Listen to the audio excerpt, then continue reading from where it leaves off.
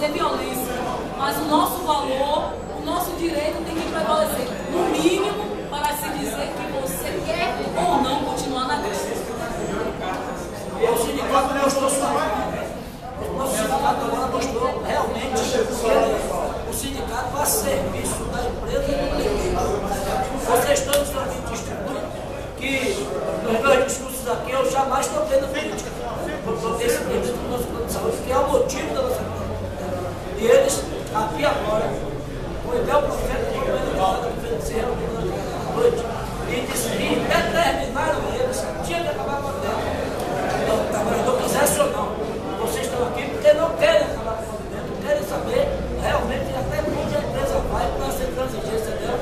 Assim como ela pode adiar várias vezes esse julgamento, ela pode muito bem antecipar.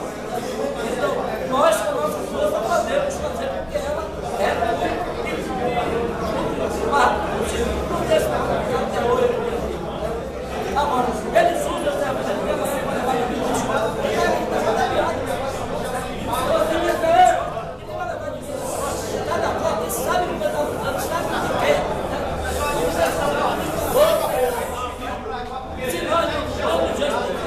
ninguém vai nos respeitar.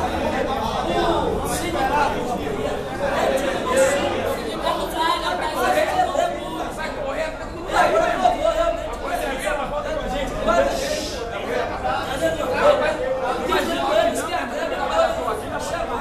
pela nossa causa.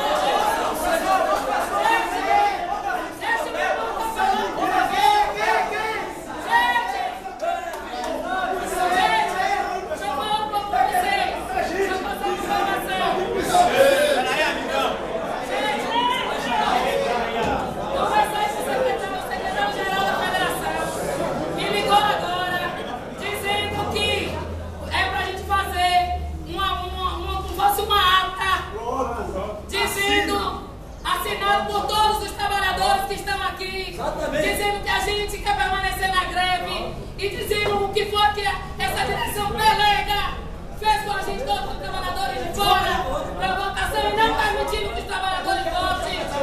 E aqui nós tiramos uma comissão de greve para poder ligar vocês. E a gente decide aqui será eleito.